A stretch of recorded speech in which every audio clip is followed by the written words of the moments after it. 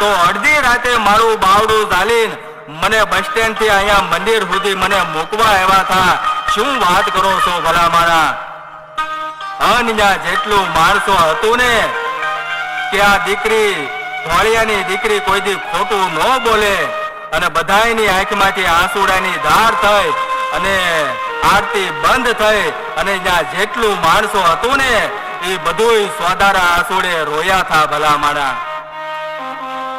વિદેશથી આવેલી દીકરીઓ ભારતમાં આવે અને એની ઇજ્જત બચાવવા હતું એ બાવડા ઝાલીને ઠેઠ મંદિર સુધી પોગાડી દેને ઈ જલિયાળ જોગી જલારામ બાપા જ કરી શકે ભલા મારા.